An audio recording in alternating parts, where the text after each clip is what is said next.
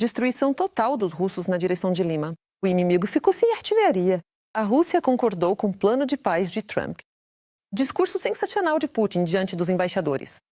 Vingança por Oreshnik. Pela primeira vez, usaram balística de fabricação ucraniana em Rostov.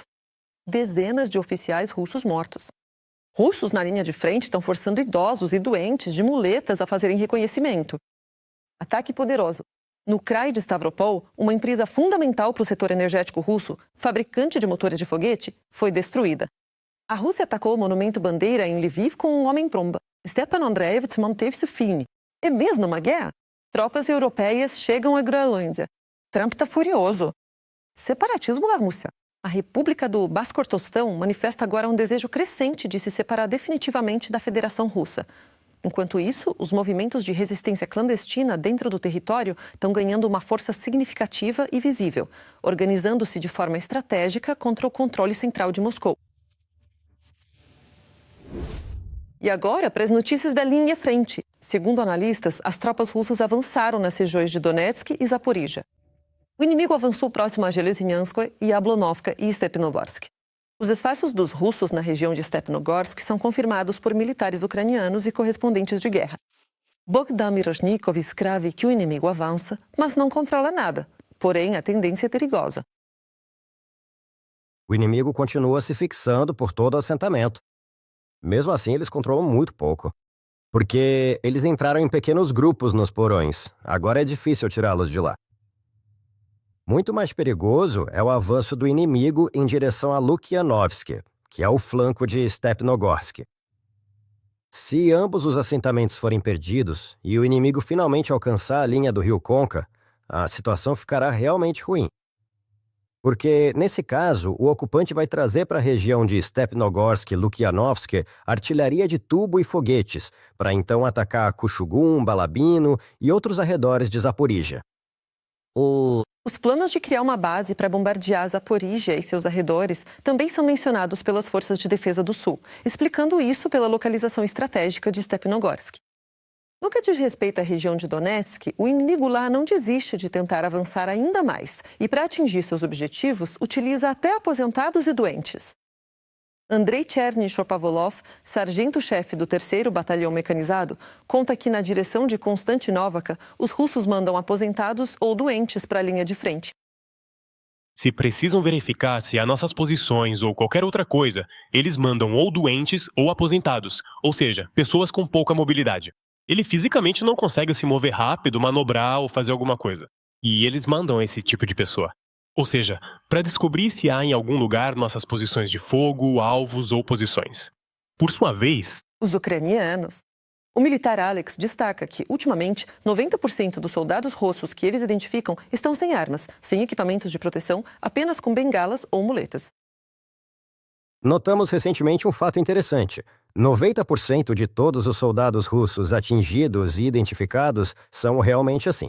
São uns caras debilitados, sem arma, sem equipamentos de proteção, com bengalas ou muletas. Em alguns momentos era até difícil entender que eram realmente militares das Forças Armadas de algum país. A situação na linha de frente continua extremamente difícil, mas os militares ucranianos não deixam de surpreender, mesmo em condições climáticas extremamente adversas.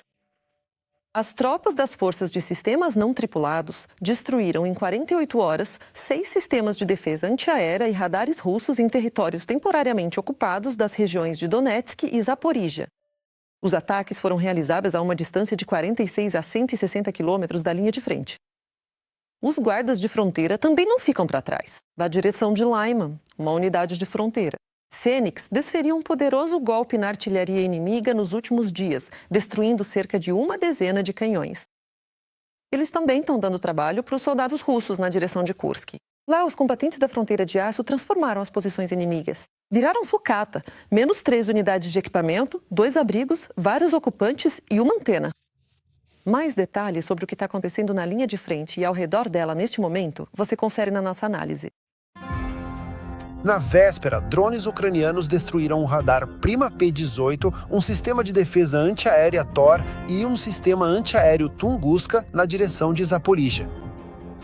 Outros equipamentos foram destruídos a quase 5 quilômetros da linha de combate. É justamente na direção de Zaporíjia que o exército russo está acumulando forças para tentar avançar até o centro regional. Segundo nossa inteligência, o inimigo está tentando reunir um certo número de efetivos nas posições avançadas, para, no futuro, iniciar ações de assalto na direção de Orikhiv. O período de inverno é um dos mais difíceis para a linha de frente. O aumento do frio dificulta o trabalho dos drones no campo de batalha. O inimigo tenta usar as condições climáticas para infiltrar suas forças. Segundo analistas do Deep State, graças ao frio, o exército russo conseguiu avançar em algumas áreas da região de Zaporíjia. O inimigo avançou perto de Lazovaia, Stepnogorsk e dentro do próprio assentamento. Os russos também estão bombardeando ativamente e atacando os assentamentos localizados próximos à linha de confronto. Estamos falando de assentamentos como Orikhiv, Kamyshevaka, Verkhnaya e Tersa. Nas últimas 24 horas, registramos 25 ataques e bombardeios contra esses assentamentos. E isso significa que a população civil também sofre com os ataques inimigos. Analistas do Instituto para o Estudo da Guerra analisaram as recentes ações do exército russo na região de Zaporíjia. E eles também chegaram à conclusão de que as forças de ocupação estavam se preparando para uma ofensiva. Manter as posições na linha de frente, garantir a segurança das áreas de retaguarda contra ataques ucranianos e avançar para o alcance da artilharia da cidade. Zaporíjia. O Estado-Maior ucraniano compreende claramente os riscos decorrentes do avanço do exército russo para o leste da região de Zaporíjia. E isso significa que forças e recursos adicionais correspondentes serão redirecionados para esse setor da linha de frente, para estabilizar a situação.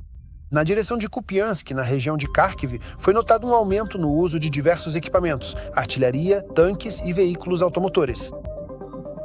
O inimigo também tenta atravessar o rio Oskol, atacando as passagens, mas as forças de defesa estão conseguindo frustrar seus planos.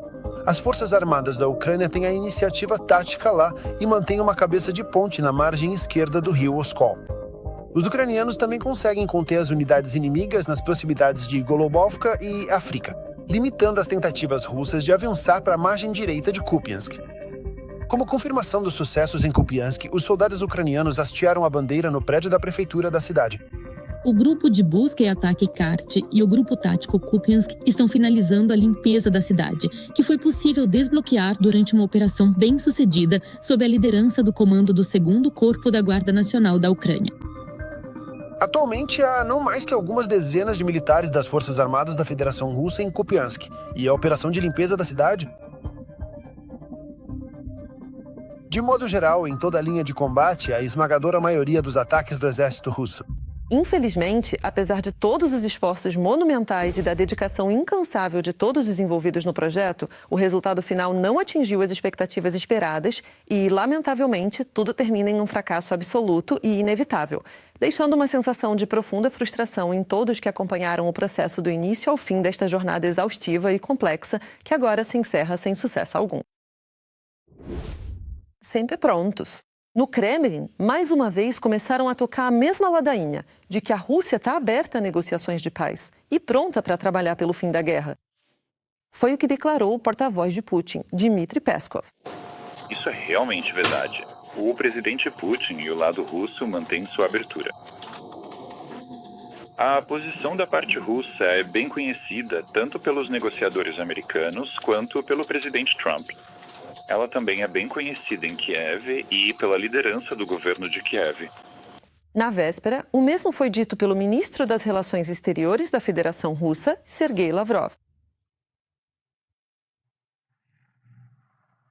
Inclusive nas últimas semanas, em vários eventos, confirmou nossa posição de abertura para negociações sobre a Ucrânia. Se essas negociações forem sérias, nós as apoiaremos. E se aqueles indivíduos que demonstram interesse nessas negociações realmente se encontrarem verdadeiramente preparados para elas, se possuírem contribuições significativas a declarar. Essas declarações foram feitas em meio a notícias sobre supostos planos. A visita do enviado especial de Trump, Steve Witkoff, e do genro do presidente, Jared Kushner, a Moscou. Sobre isso escreveu Mulmer, mas há um obstáculo no caminho para acertar a data da visita. Ninguém na Casa Branca, até agora, entende o quanto Putin está interessado nisso. E, de fato, sim. É impossível prever o que Putin vai aprontar. Afinal, juntamente com a declaração de Peskov sobre a abertura do ditador russo às negociações, os americanos visitarão o Kremlin em breve. Eles negam.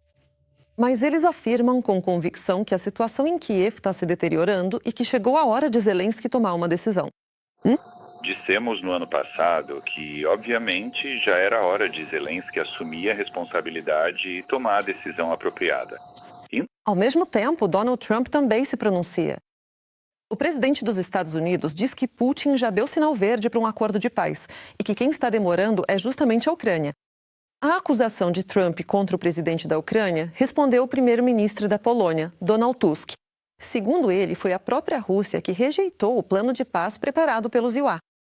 Diante dessa coincidência de opiniões entre os Estados Unidos e a Rússia, não é de se estranhar que a União Europeia esteja pensando em...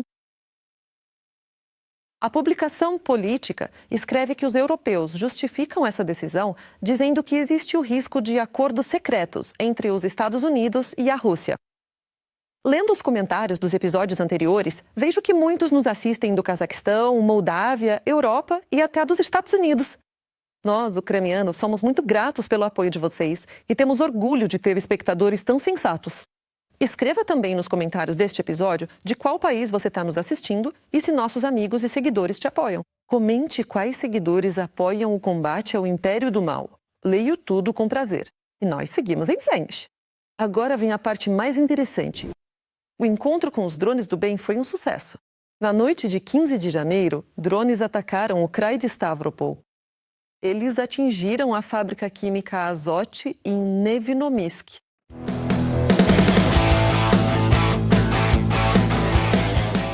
Essa não foi a primeira vez que a empresa foi atacada. No início de dezembro, drones das Forças Armadas da Ucrânia já haviam feito um ataque lá. A fábrica é uma parte importante do complexo militar industrial russo, fornecendo componentes químicos para a produção de motores de foguetes de combustível sólido.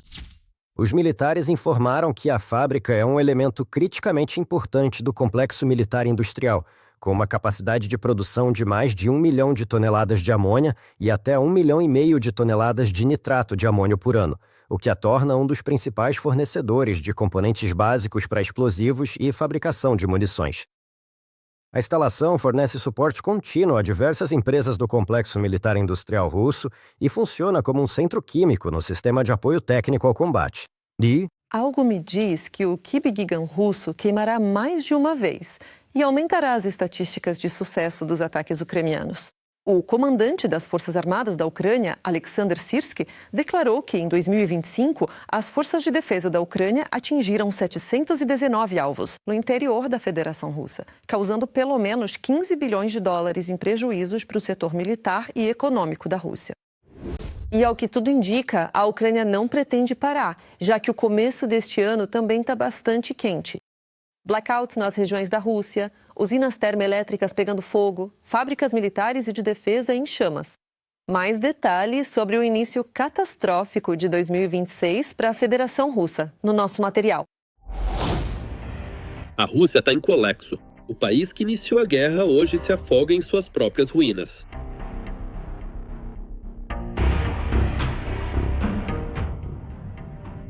Nesse exato momento, ela está vindo diretamente para cá, caminhando em nossa direção agora mesmo. Sem luz, sem aquecimento, sem água.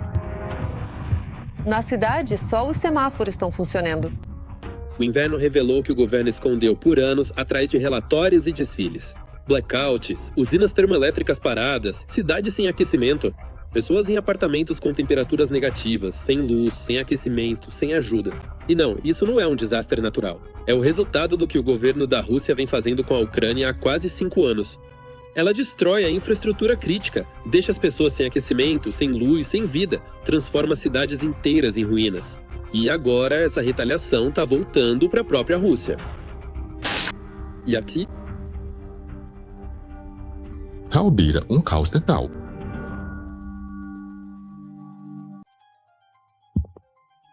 O apocalipse de Belorensky. Não tem luz, não tem água, nada funciona em lugar nenhum. Na noite de 12 de janeiro, uma série de explosões foi ouvida em Orel, na Rússia, na região da central termoelétrica local. Drones atacaram a usina termoelétrica e em uma de suas áreas começou um incêndio, levantando uma fumaça densa sobre a cidade. Esta já é o segundo ataque à usina termoelétrica de Orel em uma semana. Alguns dias atrás, o local já havia sido atingido e agora voltou a ser alvo.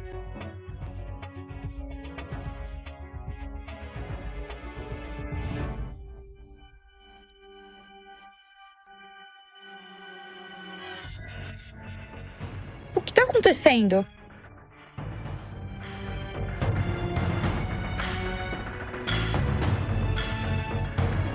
Resultado desse incêndio e dos danos, começa a haver falhas no fornecimento de energia, aquecimento e abastecimento de água para os bairros da cidade. E na região de Belgorod aconteceu um apagão em grande escala. Após danos à infraestrutura energética, uma parte significativa da região ficou sem eletricidade. Na verdade, o pior nem é a escuridão, mas sim a falta de água. Para as mulheres, sim, claro.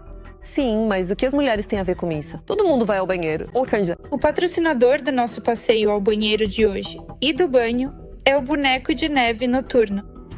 A luz acabou nos bairros residenciais, em instalações de infraestrutura e nos negócios. As autoridades foram obrigadas a fechar também os centros comerciais. Eles são fisicamente incapazes de funcionar sem eletricidade. Há 556 mil pessoas sem eletricidade em 6 municípios. Sem aquecimento, praticamente a mesma quantidade. Na primeira parte, trata-se de um prédio de apartamentos em 1920.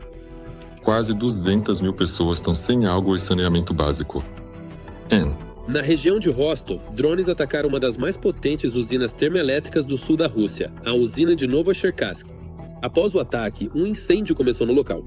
Não se trata de uma pequena caldeira, mas de um nó energético fundamental, do qual depende o abastecimento de bairros inteiros. Qualquer dano a esse tipo de instalação afeta automaticamente o fornecimento de energia elétrica, o aquecimento e a estabilidade de toda a rede regional.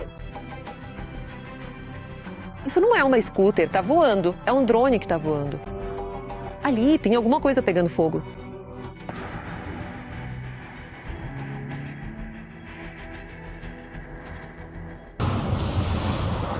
O Krai de Zabaikal também está sob ataque. Milhares de pessoas estão sem aquecimento. A temperatura é de 20 graus negativos. As pessoas dormem vestidas, se aquecem com garrafas de água quente. Semanas e semanas de sofrimento. Tudo isso acontece em um país que diariamente destrói a infraestrutura do estado vizinho, deixando lá milhões de pessoas sem luz, sem água, sem aquecimento. No entanto, curiosamente, a Rússia não enfrenta nenhuma anomalia.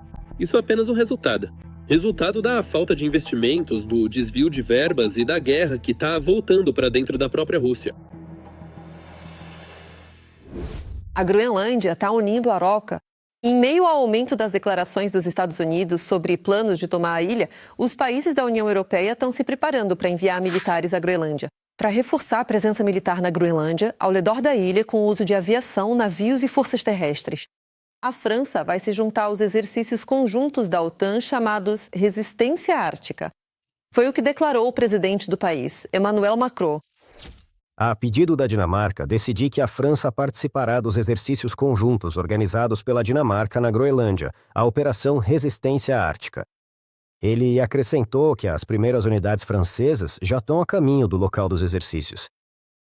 Posteriormente, haverá a chegada de contingentes militares adicionais. Não. Fica de fora a Alemanha. A Bundeswehr enviou 13 de seus militares para participar de uma missão multinacional de reconhecimento, a convite da Dinamarca. O objetivo dessa missão é avaliar como os países europeus podem apoiar a Dinamarca na garantia da segurança da região, principalmente na área de vigilância marítima. Reino Unido, Suécia, Noruega e Holanda também aderiram à iniciativa. Curiosidade, a Noruega enviou 2 tropas para a Groenlândia, mas a Grã-Bretanha superou-a.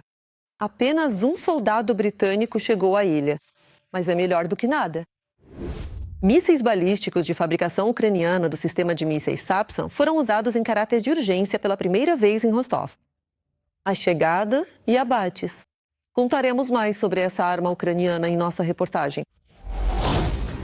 Informações divulgadas online indicam que as Forças Armadas da Ucrânia atacaram uma fábrica de produtos químicos em Rostov com um míssil balístico Sapsan no dia anterior. Essa não é a primeira vez que surgem informações sobre a utilização dos comboios Sapsan. Nesse momento, sabe-se, segundo informações da própria Rússia, que ocorreram pelo menos 10 casos de utilização deste míssil balístico em território da Federação Russa. Há um ano, o presidente Zelensky anunciou que a Ucrânia havia desenvolvido seu próprio míssil balístico. O primeiro teste do míssil Ambrist ucraniano foi bem sucedido, e eu te parabenizo por isso. Nosso complexo militar industrial. Não posso compartilhar mais detalhes sobre esse míssil. E já neste ano, os Sapsans entrarão em produção em série. De acordo com informações de fontes abertas, relata-se que a produção desses armamentos será de cerca de 20 a 30 mísseis por mês a partir de 2026. Segundo especificações, o míssil Sapsan supera quase todos os rivais estrangeiros. Indivíduos que vêm de terras distantes e países estrangeiros, trazendo consigo culturas diversas, tradições únicas e perspectivas variadas de diferentes partes do nosso vasto mundo globalizado atual.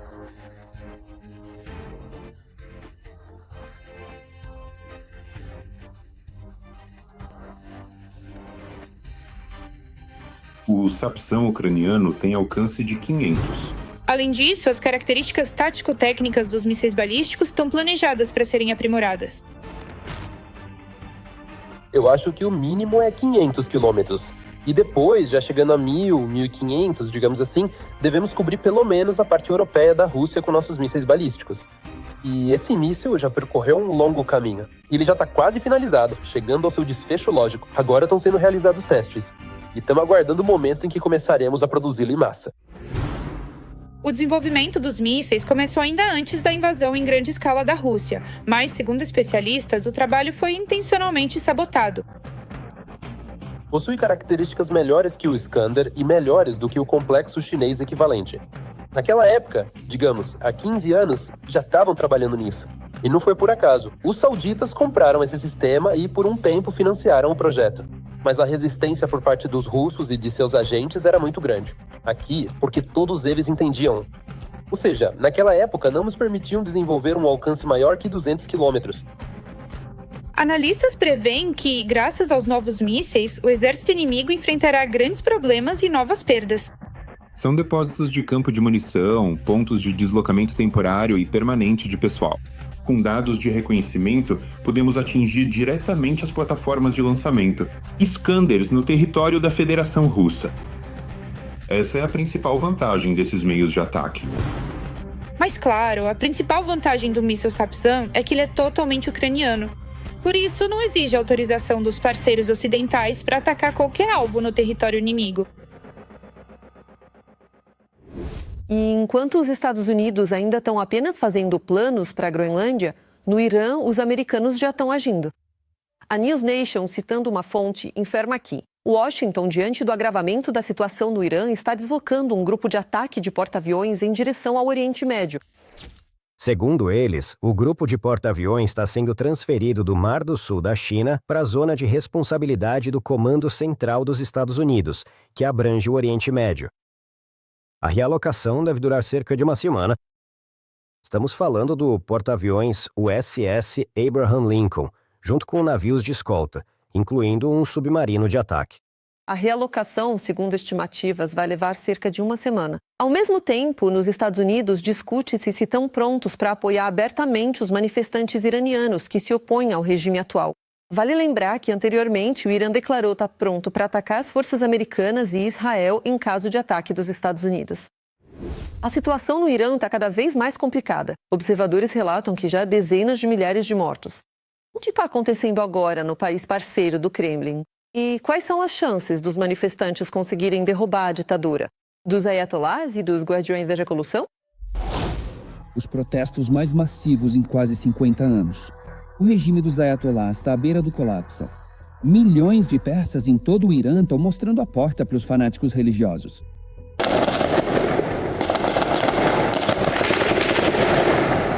Tentando manter o poder, o líder espiritual Ali Khamenei deu ordem para abrir fogo contra os manifestantes. Em resposta ao crescimento dos protestos, o governo começou a se isolar do resto do mundo. A partir de 8 de janeiro, o Irã cortou completamente a internet e as comunicações. Elon Musk veio em socorro dos manifestantes. A empresa SpaceX tornou o Starlink gratuito para os iranianos. Embora os terminais Starlink sejam proibidos no Irã, muitos deles, apesar do risco, foram contrabandeados através da fronteira do país, disse Ahmadiyya, estimando que existam mais de 50 mil desses dispositivos no país. Graças ao Starlink, as forças de oposição têm ao menos alguma chance de se comunicar com o mundo exterior. No momento, o número de vítimas dos massacres cometidos pelas forças de segurança do regime continua crescendo. Não é possível verificar esses dados. Teherã oficial reconheceu que pelo menos 2.000 manifestantes foram mortos. O canal de TV CBS, citando fontes dentro do país, fala em 20 mil mortos, enquanto a oposição menciona um número chocante de 50 mil. Em cada hospital há pelo menos cerca de 1.500 mortos. Centenas de necrotérios adicionais foram abertos no Irã. Segundo as estimativas da noite, o número de mortos varia de 20 a 50 mil pessoas. Após o massacre nas ruas, o regime dos ayatolás prepara execuções em massa de manifestantes. As autoridades iranianas condenaram à morte um jovem de 26 anos, Erfan Saltani, um dos detidos durante o protesto na cidade de Fardis. A acusação contra Saltani, o artigo inimizada contra Deus, é o mais grave do Código Penal, levando automaticamente à sentença de morte. Desta vez, o regime da República Islâmica nem sequer realizou seu habitual julgamento de 10 minutos para dar o exemplo. Erfan foi condenado à morte sem qualquer processo legal ou advogado. Sim, Erfan é o primeiro manifestante condenado à morte. Mas não será útil? A onda de execuções desses manifestantes começou oficialmente. O mundo não deve se calar diante das atrocidades do regime da República Islâmica. Ao mesmo tempo, o sistema judiciário do Irã anunciou oficialmente a intenção de realizar julgamentos rápidos e execuções em massa contra os manifestantes. Segundo organizações de direitos humanos, as forças de segurança detiveram cerca de 20 mil pessoas. O presidente do ZEWA declarou que as execuções de manifestantes são uma linha vermelha para Washington. Nós não queremos que o que está acontecendo no Irã continue. E sabe, se eles querem fazer protestos, isso é uma coisa. Mas, quando eles começam a matar milhares de pessoas, e agora você me fala sobre execuções por enforcamento, vamos ver onde isso vai dar. Para eles isso vai acabar. Isso não vai terminar bem. Em Jerusalém, acreditam que um ataque poderoso dos Estados Unidos contra o Irã definitivamente vai acontecer. Segundo as avaliações do Sistema de Segurança de Israel, após as declarações de Trump de ontem, um ataque americano ao Irã, isso já não é mais uma questão de se, mas sim de quando. No caso de um ataque dos Estados Unidos ao Irã, Khamenei dará a ordem para atacar alvos americanos no Oriente Médio, assim como Israel. O enfraquecimento e ainda mais a queda da ditadura do Ayatollah será mais um golpe para Moscou. Na sua época, o Irã se tornou o maior aliado militar e técnico da Rússia na guerra contra a Ucrânia. Dezenas de milhares de drones Shahed iranianos atingiram cidades ucranianas. Os tentáculos dos proxies iranianos há anos trabalham em prol dos interesses do Irã, da Rússia e de outros aliados. Mas esse papel é realmente significativo? Com certeza, sim. E agora ele se destaca mais no cenário geopolítico do que apenas no militar. No caso de enfraquecimento do regime no Irã, se a desestabilização interna continuar e se os Estados Unidos realmente se envolverem nos acontecimentos, isso, claro, vai enfraquecer o regime de Putin, porque a Rússia vai perder seu principal parceiro estratégico e também seus argumentos mais sérios nessa longa guerra contra a Ucrânia, com toda a certeza absoluta. A Bloomberg calculou que o Irã forneceu armas à Rússia no valor de 2 bilhões e 700 milhões de dólares. Agora, o regime de Putin provavelmente vai perder essa fonte generosa de suprimentos para conduzir a guerra contra a Ucrânia. Enquanto o poder em Moscou senta e pensa que, pelo menos na Federação Russa, eles têm tudo sob controle, a Bashkortostão mais uma vez mostra que eles não são a Rússia. Às vésperas do segundo aniversário dos protestos de Baymar, quando milhares de pessoas foram às ruas, em apoio ao ativista Bashkir condenado, a Rota Bashkort, com as manos de sua resistência clandestina, decorou as cidades da República com o símbolo memorial do Homem Negro, em memória daqueles que encontraram coragem para enfrentar o Kremlin. Além disso, a resistência clandestina fez grafites com a palavra ártica, Azovtik, em Bashkir, que significa liberdade. Os Bashkiris ainda atuam na clandestinidade, mas a cada dia cresce o número de pessoas que discordam do regime do Kremlin. E o principal objetivo é uma Bashkortostão livre, e nada de Rússia. Confisco do petróleo e ajuda às forças armadas da Ucrânia com o dinheiro da venda do recurso energético russo sob sanções. Esse é o esquema que o Reino Unido está desenvolvendo agora. Quanto a Ucrânia vai ganhar com isso e quanto a Federação Russa vai perder? Don't exist.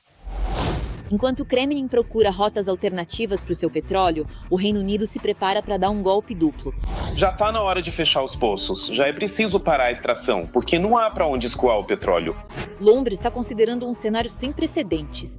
Usar o petróleo apreendido da frota fantasma russa não apenas como um troféu de sanção, mas como uma fonte de financiamento para o apoio militar à Ucrânia, Segundo o The Times, o governo está discutindo uma opção em que os recursos obtidos com a venda do petróleo sancionado seriam direcionados diretamente para Kiev, transformando os recursos do Kremlin em um instrumento para enfraquecê-lo. Isso terá um duplo impacto na máquina militar russa. Não só vamos privá-los de receitas militares ilegais, como também encontraremos uma forma de ajudar a financiar a resistência ucraniana. Ao mesmo tempo, as autoridades britânicas destacam que o mecanismo continua sendo juridicamente complexo e exige uma... É fundamental estabelecer uma estrutura legal que seja perfeitamente clara, organizada e transparente para todos os envolvidos. Isso significa criar um arcabouço jurídico sólido, compreensível e bem definido, que garanta a segurança necessária, elimine ambiguidades e proporcione uma base normativa extremamente robusta e confiável para o funcionamento de qualquer sistema ou organização de forma eficiente e justa.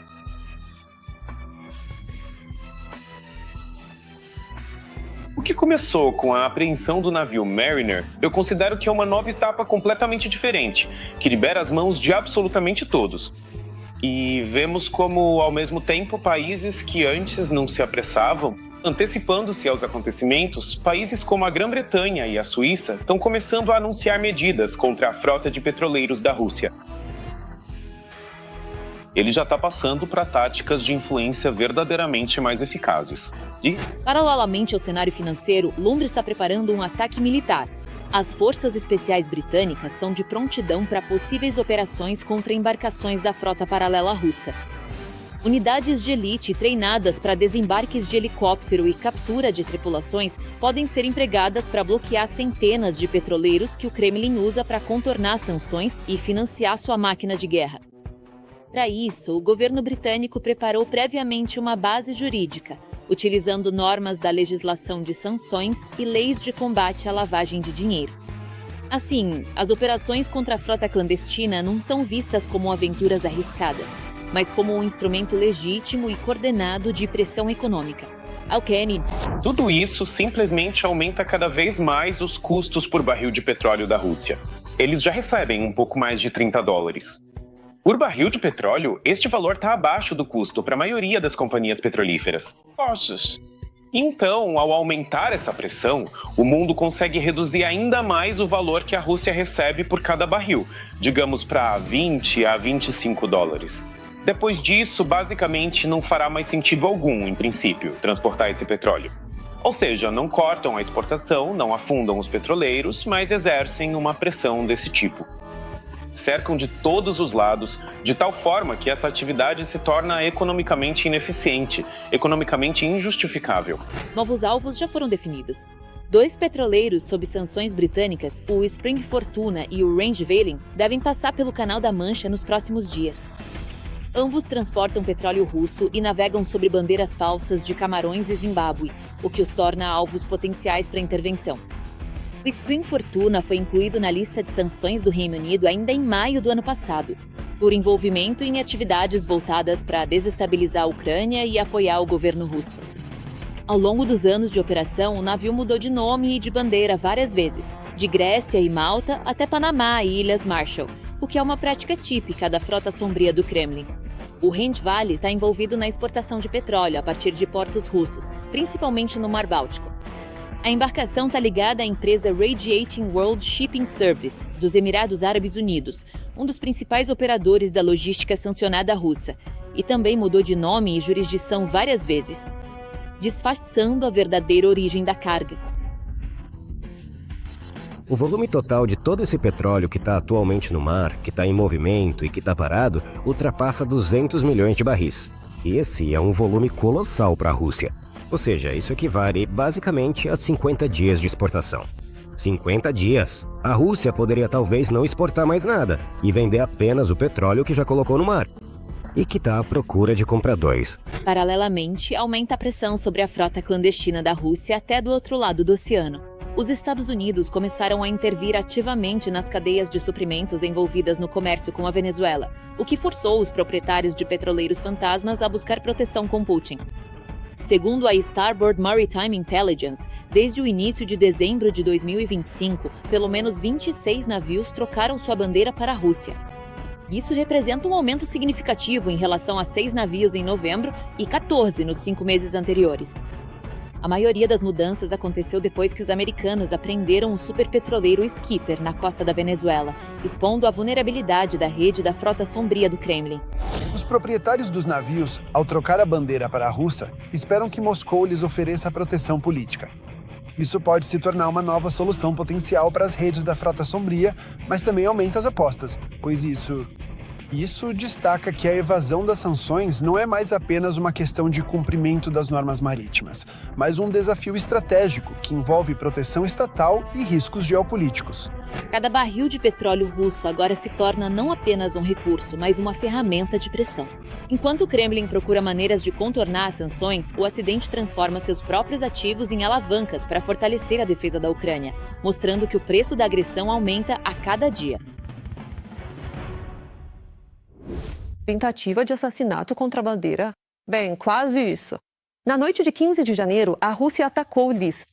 O principal alvo, planejado ou não, foi o monumento a Stepan Bandeira.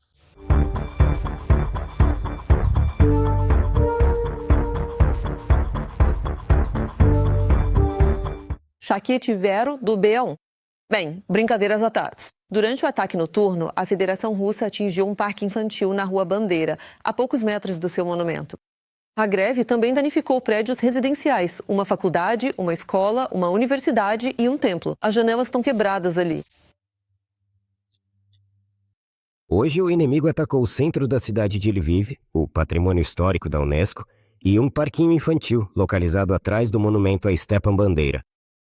Felizmente, ninguém se feriu, mas centenas de janelas foram quebradas. A faculdade, que fica perto do parquinho e do monumento, também foi atingida. Centenas de janelas foram quebradas na Universidade Politécnica de Lviv. Infelizmente, os vitrais da igreja de Elizabeth e Olga foram destruídos.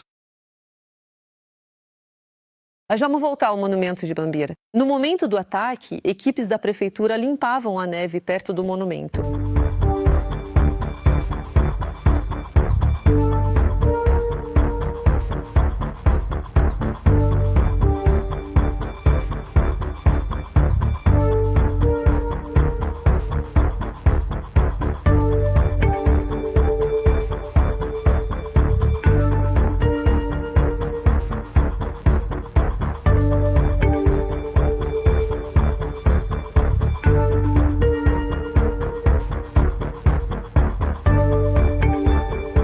E depois da explosão, a faxineira simplesmente continuou limpando a neve.